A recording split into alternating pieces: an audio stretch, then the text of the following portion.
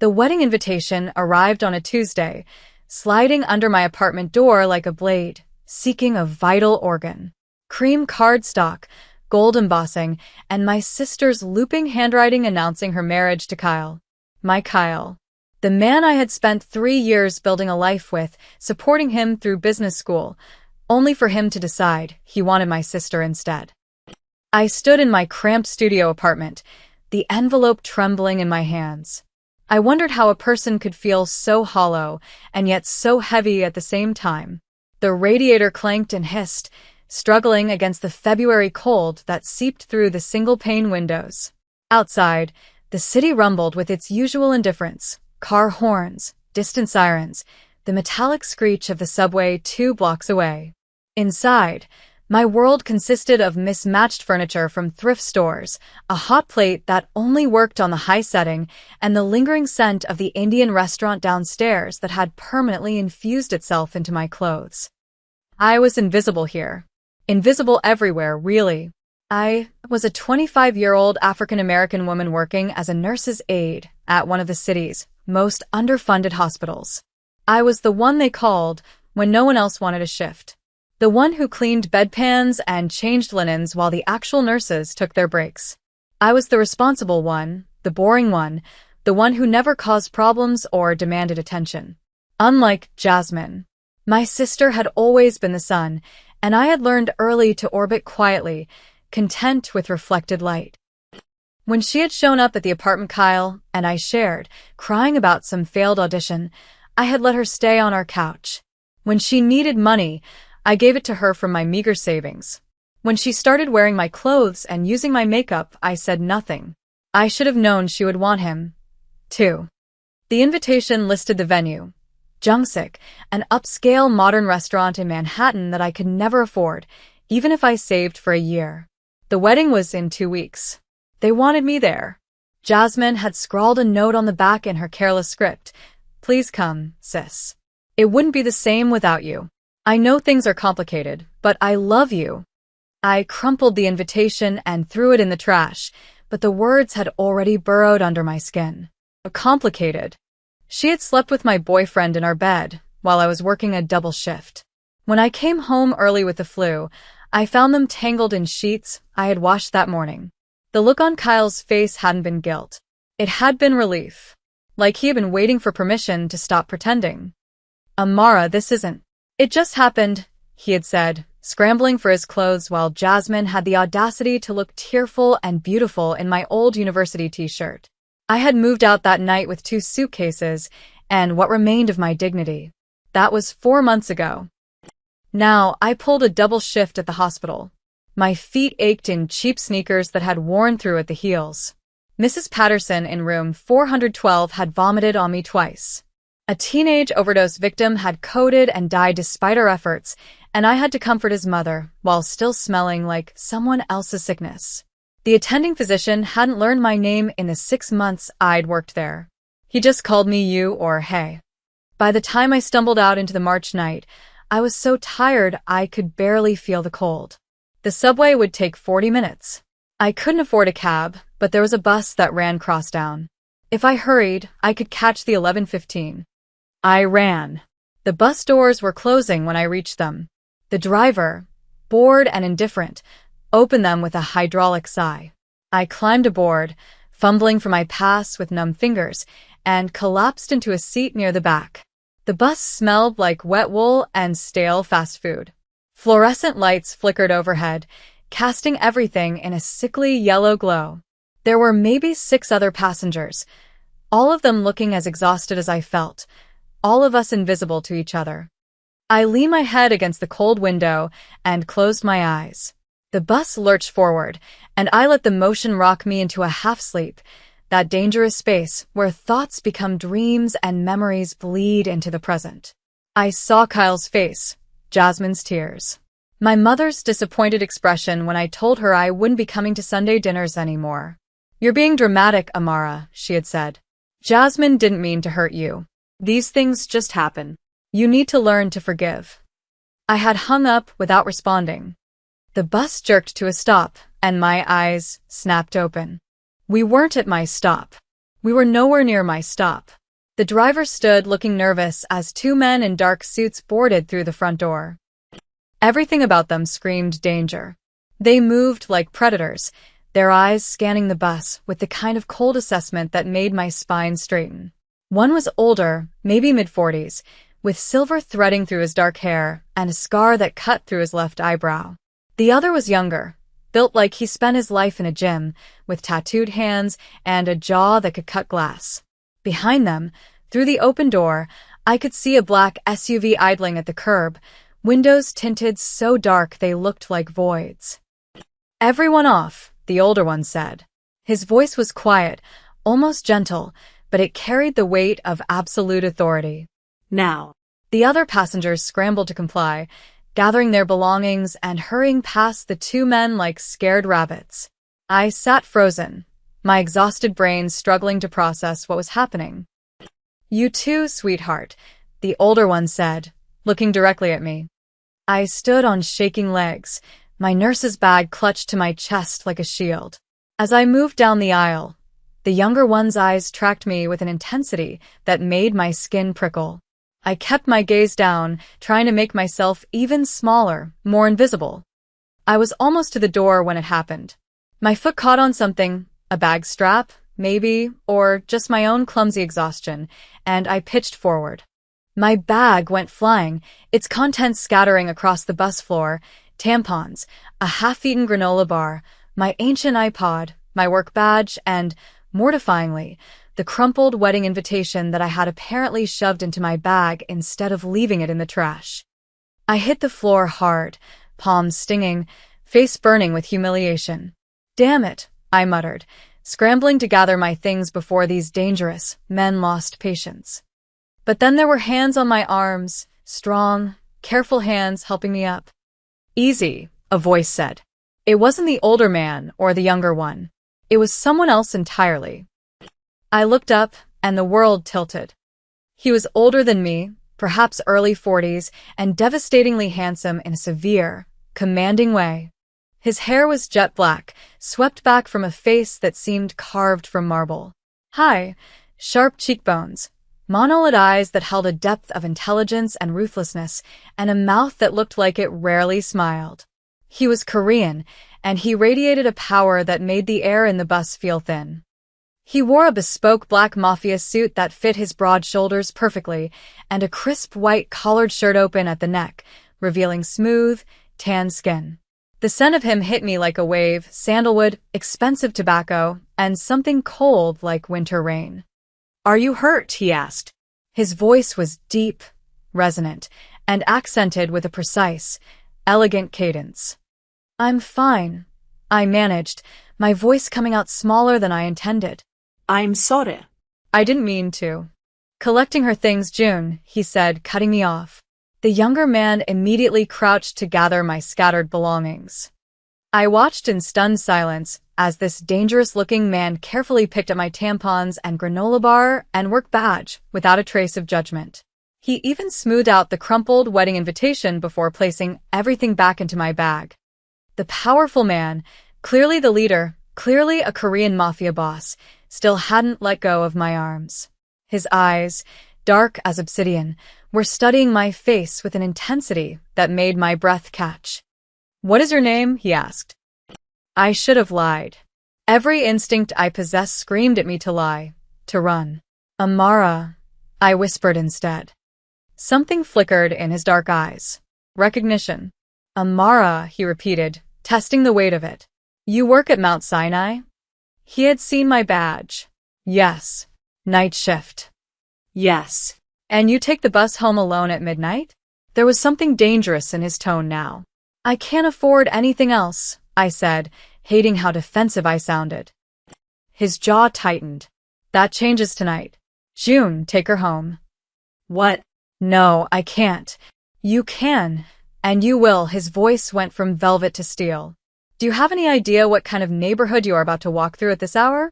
Looking like that." "Looking like what?" "Like a tired, invisible nobody." He didn't answer. He just stood there, his grip firm but not painful. "I don't even know you," I said weakly. His mouth curved then, just slightly. It wasn't quite a smile. It was something darker, more possessive. No, he agreed. Not yet. June handed me my bag.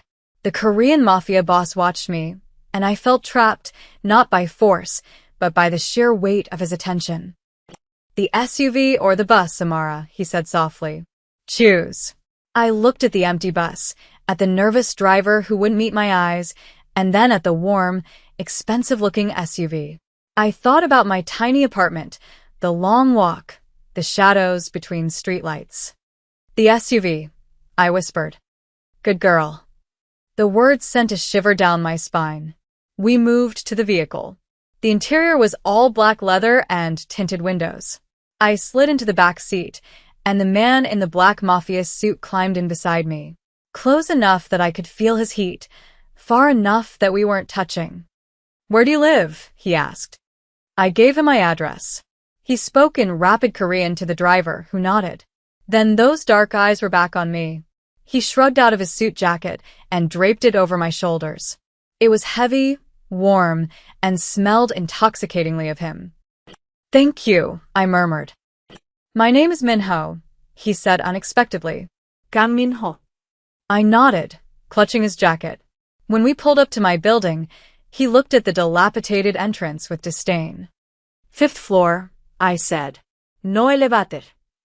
Criminal, he murmured. As I climbed out, he rolled down his window. Amara, he said. That invitation in your bag. The wedding. My stomach dropped. How did you? Don't go, he said. It wasn't a suggestion. Whatever they are to you, whoever he is, you are worth more than crawling back to witness their happiness. The window rolled up and the SUV pulled away, leaving me standing in the cold with questions I couldn't answer. I didn't sleep that night. I sat on my threadbare couch with his jacket draped across my lap, turning the business card he had slipped into the pocket over and over. Kong Industries, and a personal number. The next morning, I received a text from my supervisor. Someone made a generous donation to the hospital. You're covered for the week with full pay. Rest. My hands went numb. I knew exactly who had done this. I spent the morning cleaning, trying to keep my mind off the impossible situation. By 2 p.m., there was a knock at my door. Through the peephole, I saw June. He stood in my dingy hallway, looking like he had stepped out of a fashion magazine. I opened the door. Miss Amara, he said with a polite bow. Chairman Kong requests your presence for lunch. Chairman Kong Min-ho, the Korean Mafia boss. I can't go like this, I said, gesturing to my oversized sweater and leggings. The chairman does not care what you wear, June replied. But if you wish to change, I will wait. I changed into black jeans and a cream sweater. Ironically, one Jasmine had left behind. I brushed my long black hair until it shone and applied minimal makeup. I grabbed his jacket to return it. The ride to the restaurant was silent. We arrived at Jungsik, the very same venue listed on the wedding invitation.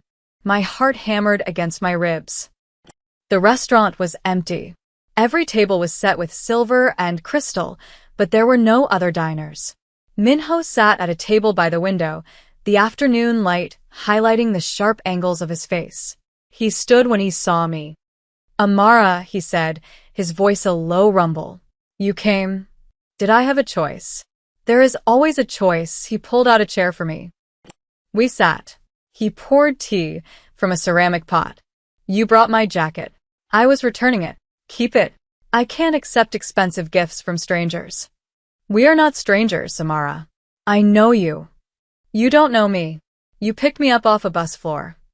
Minho took a sip of his tea, his eyes locking onto mine.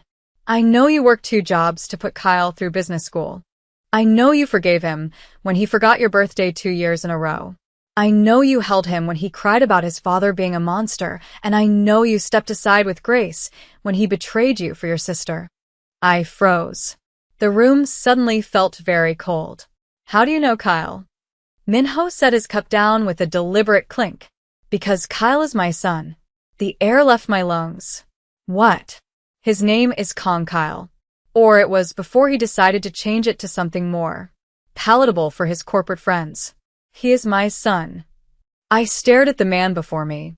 The resemblance was there, the sharp jaw, the eyes. But where Kyle was soft and weak, Minho was hard and unyielding. Kyle was a boy, this was a king. A Korean mafia boss. "You're the monster," I whispered, remembering Kyle's complaints about his controlling, dangerous father. Minho didn't flinch. "I am a man who demands loyalty and honor. My son has neither. He left my house, left my protection, to play at being a legitimate businessman. And in doing so, he has become a thief and a liar." "Why are you telling me this?" "Because I have watched you for 3 years, Samara. I had men watching Kyle to ensure he didn't get himself killed, which means they were watching you. I saw your loyalty. I saw your strength. I saw a woman of immense value wasting herself on a boy who could not appreciate her." He reached across the table, his fingers brushing mine. His skin was rough, calloused, warm. "He invited you to this wedding to humiliate you," Minho said, his voice dropping to a growl. "To show off his prize. He does not love your sister. He is marrying her because he thinks it solidifies his new American identity.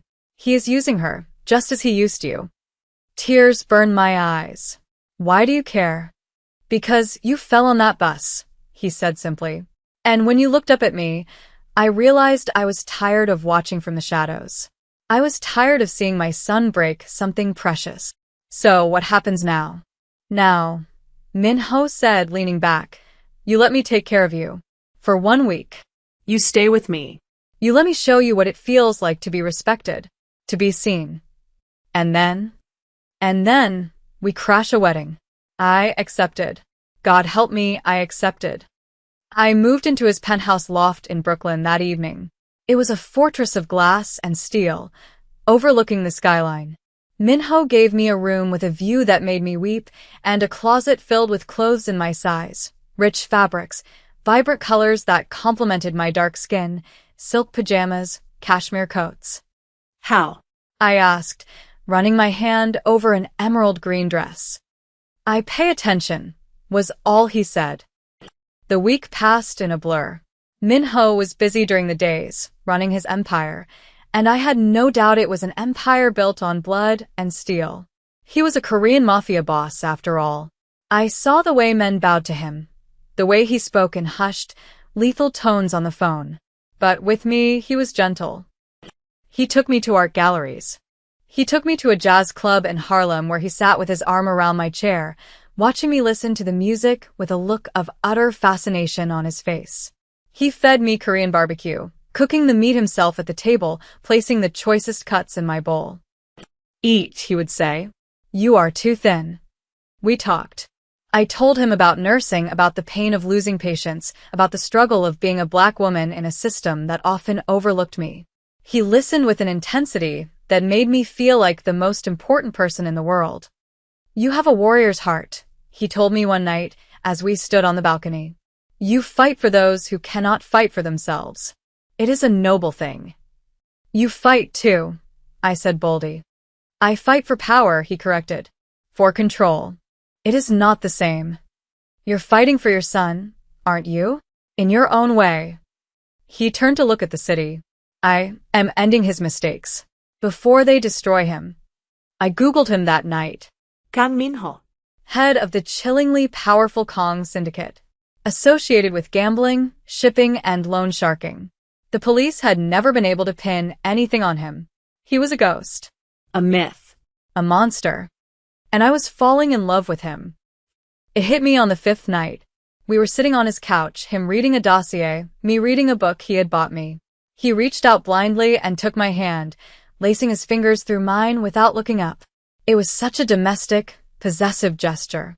I looked at our joined hands, his large, scarred hand engulfing my smaller, dark hand, and I felt a sense of belonging I had never felt with Kyle. "Mino," he whispered. He looked up, his eyes softening. "Yes, Samara? Why me? You could have anyone." He closed the file and turned to me fully. "My world is dark, Amara. It is cold and transactional. Everyone wants something. But you You ask for nothing. You give because it is who you are. You are the only light I have found in a very long time. He leaned in, and the air between us crackled. He smelled of whiskey and danger. I am a bad man, he murmured, his gaze dropping to my lips. But I would burn this city to the ground to keep you warm. Then burn it, I breathed. He kissed me. It wasn't hesitant. It was acclaiming. His mouth was hot and demanding, his hands tangling in my long black hair, pulling me closer until I was pressed against the hard wall of his chest. I could feel the gun in his shoulder holster, a reminder of who he was, but I didn't care. Mine, he growled against my throat. You're mine, Amara. Not Kyle's. Meaning? Yours, I gasped. I'm yours. He carried me to the bedroom, and that night, the Korean Mafia boss showed me the difference between a boy and a man. He worshipped my body, praising every inch of my dark skin, making me feel beautiful, powerful, and cherished. The morning of the wedding arrived with gray skies. I woke up wrapped in Minho's arms. Today, he said, kissing my shoulder. I'm nervous. Do not be. You are with me. He had a dress waiting for me.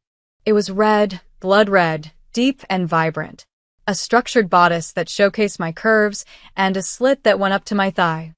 In my culture, red is for brides, he said, adjusting the strap. But today it is for war. He dressed in his signature black Mafia suit, but he added a blood-red pocket square to match my dress. He looked terrifying. He looked magnificent. We took the vintage Rolls-Royce. As we drove toward Jungsik, Minho held my hand. Kyle has been laundering money through his firm, Minho said calmly. He thinks he is clever. He is stealing from my associates to pay for his lifestyle, to pay for this wedding. My eyes widened. What are you going to do? I am going to take back what is mine. All of it. We arrived. The valet opened the door, and Minho stepped out. He extended a hand to me. I took it, and we walked into the lion's den. The restaurant was full. Jasmine's friends, Kyle's corporate colleagues, my mother. They were all sipping champagne, waiting for the ceremony to begin. When we walked in, the room fell silent. It started as a ripple and became a wave. People stared. They stared at Minho, whose presence was suffocatingly powerful. And they stared at me, the invisible Amara, wearing a dress that cost more than their cars, looking like a queen on the arm of a devil. I saw my mother drop her glass. It shattered, the sound echoing in the silence. Then I saw them. Kyle and Jasmine stood near the altar. Kyle looked pale, sweating in his tuxedo.